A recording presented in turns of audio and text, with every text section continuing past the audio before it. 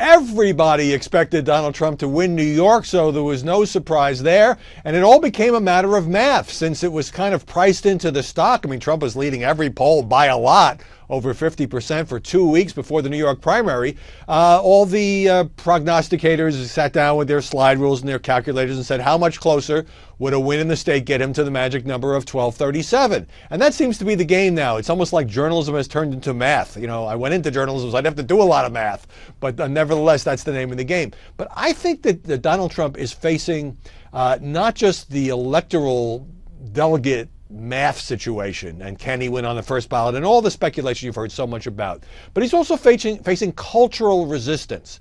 And one of the things that gave me this idea was a piece in Politico, a well-reported piece about GOP consultants, people who make lots and lots of money on campaigns, essentially creating an informal blacklist of those who actually go to work for Donald Trump. So if you work for Trump, the message is, not so unspoken, you'll never work in this town again. Boy, this is getting pretty ugly. So there's Katie Packer, who is the head of a anti-Trump super PAC, is quoted in this piece as saying, I would never hire or want to work with somebody who tried to help Trump. It would be disqualifying. Well, first of all, if Trump wins this nomination, it's these Beltway consultants who are going to be begging for work because he's going to start to take over the party machinery. But more important, it kind of sends a message, not that which consultant works for which campaign is going to cripple the Trump campaign, who got pretty far just with a sort of a small core of people who were not part of the national veteran scene, although now he's hired some of those people to try to take it to the convention in Cleveland. But it gets across the notion that to work for Trump is to go to the dark side, he's so beyond the pale that how could you even consider it? And we see this also in a lot of the media coverage. Now, it's not exactly breaking news that Trump gets not just huge, vast waves of media coverage, but also a lot of negative media coverage. What is continues to be striking to me is the way he gets hammered in a vociferous and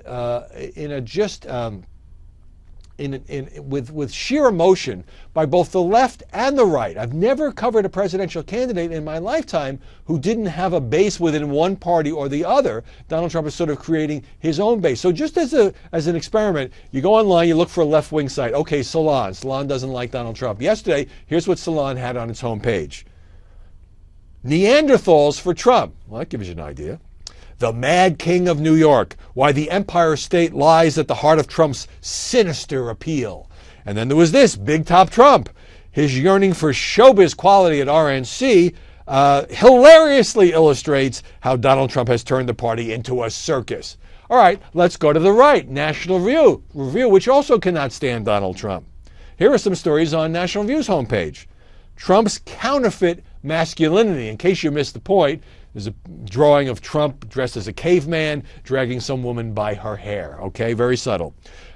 Women really, really dislike Donald Trump. Take note, Republicans. And then there's this. No, I will never come around to supporting Trump. That one by Jonah Goldberg. So everybody gets to say what they think. But when you look at how much vitriol this guy inspires in the GOP establishment, among commentators on the right, among commentators on the left, you have to wonder, what about the millions of people who are voting for him? Well, maybe he is forging some kind of new political force that people call it Trumpism, and it is as exciting and enthralling for people who support him as it is terrifying and horrifying for people who are against him. It's one of the things that makes him such a good story, but it also says to me that in order to win the nomination, he not just has to continue to win in states like Pennsylvania and Maryland next week and ultimately in California, but he has to overcome this cultural barrier, which is trying to paint him as just being a terrible, horrible, no good, very bad nominee. Whether Trump can do that is going to end up being the story of this election.